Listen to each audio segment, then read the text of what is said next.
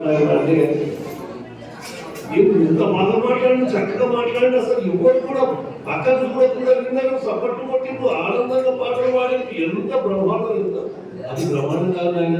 ఒక్క మాట చెప్పి ఏం మాట్లాడిండు అంటే అడుగుకో స్వామి అని అంటే కాకుండా చెప్పిన మాటలను మానం చేసుకుని 10 మందికి మనం తెలియజేయడం మన వంతు. సభలో ఎప్పుడైనా కానీ రీఛార్జ్ చేసుకోవాలి, చేసుకున్న దాన్ని 10 మందిలో మనం పంచుతూ ఉండాలి. అప్పుడే సాధ్యమవుతుందంట. విద్యాసుతారాయణ సార్ చెప్పేది 3 దొరకాలంట తెచ్చి ఓ యూనివర్సిటీ ఇట్లా చెప్తే ఓ శివలంగా చెప్తే ఇంకో శివలంగా వెళ్ళిందంట. అంటే ఆ శివుని ఈ శివలంగి ఈ శివలంగా పోయేటోడు వీడు వేస్ట్ గాడు, వీడు అధర్ముడు అన్నాడంట. ఇంకొక శివుల చెప్తే అది చక్కగా రోడ్లంగా వెళ్ళిందంట. అంటే వాడు చేసి మరణం చేసి మాట్లాడినోడు వీడు మన చెవుడు అన్నాడంట. ఇంకో శివుడు ఇంకో చెప్తే అది నోటకు పోయిందంట. అంటే అంతర్జాలు మన ఆత్మశుద్ధి చేసుకోవడం కోసం మరణం చేసుకుంటూ త్యాగం చేసుకుంటూ నిరంతరం దాంట్లోనే నిమగ్నమైనటువంటి వాడు ఉత్తముడు అంట. అట్లా ఈ రోజు చెప్పినటువంటి ఉపన్యాసాలు చాలా గొప్పగా వీటన్నిటి మనం మరణం చేసుకోవాలి, 10 మందికి తెలియజేస్తుండాలి. చెప్తుంటే మనం కూడా అది గట్టిగా అయ్యా ఏం తీసుకున్నాం. స్త్రీలు ఎవరైనా మాట్లాడితే ఒక స్త్రీ శక్తి మాట్లాడాలి అంటున్నాం మనం స్వామి ఎవరైనా వస్తే అనుకున్నాం. కానీ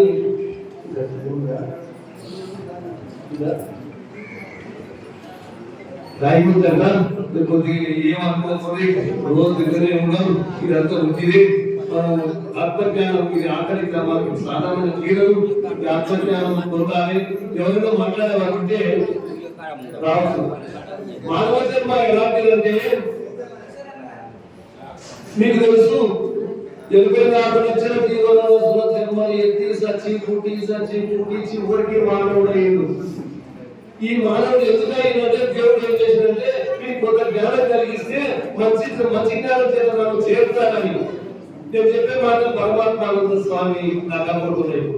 ఈ మాట ఆ స్వామి చెప్పిన మాటలు నేను కొత్తగా ఏం చెప్తాను. స్వామి చెప్పిన మాట ఏంటంటే ఒక స్వామీజీ ఒక ఇంటికి వస్తే ఆయన మా దరిద్రం పోవడానికి మాకు ఏమన్నా ప్రసాదించుకో స్వామి అంటే ఆ స్వామీజీ ఏమి ఇచ్చినంటే ఒక వర్షవేది అనే ఒక ఇనుపము ఒక ముక్కలిచ్చిన ఒక కట్టెలు. ఇది కాకుండా ఇనుప దుఃఖానికి వెళ్ళి దుఃఖమే కొనుక్కొస్తాము, మొత్తం బంగారం చేస్తే ఇంతకన్నా గొప్పలు ఏముంటుందని చెప్పి అనుకున్నాడు. అనుకొని అయ్యా ఈ రోజు దాన్ని మొత్తం కొనుక్కోవాలనుకున్నా ఎట్లా ఉంది ధర అంటే మొత్తం కొనుక్కోవాలనుకున్న ధర తగ్గాలి. 6 నెలలు ఆగయ్యారు.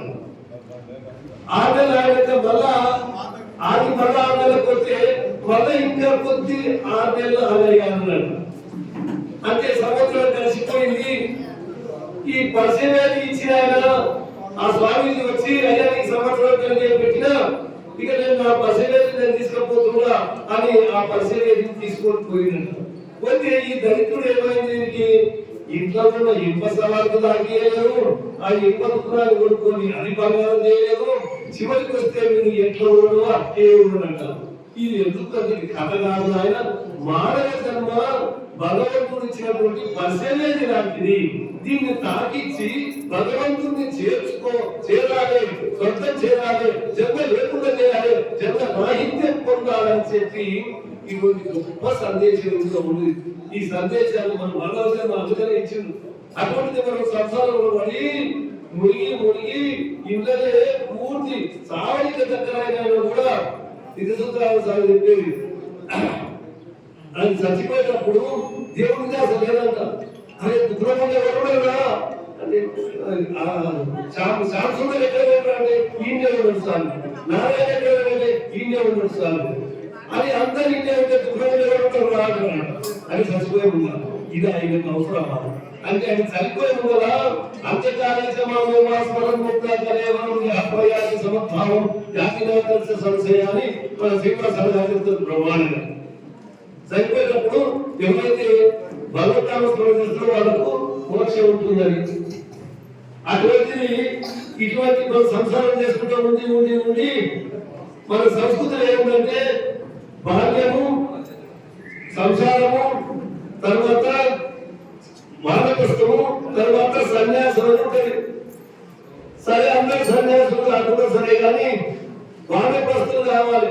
వానప్రస్థులు అంటే కేవలం ఇలా వేసుకొని తిరగకుండా సరే కానీ ఇంట్లోనే ఉండి ఆత్మజ్ఞానాన్ని తెలుసుకొని సంసారానికి 60 ఏళ్ళు నిండిన తర్వాత సంసారాన్ని వదిలిపెట్టి పిల్లలకు అప్పచెప్పి ఇప్పుడు ఈ సార్వత్రిక కూడా అట్లా కొంతగా తెలియకుండా సరే ఆత్మజ్ఞానాన్ని తెలుసుకోవడానికి ప్రయత్నం చేస్తే అది నిజమైన జన్మాంతరం.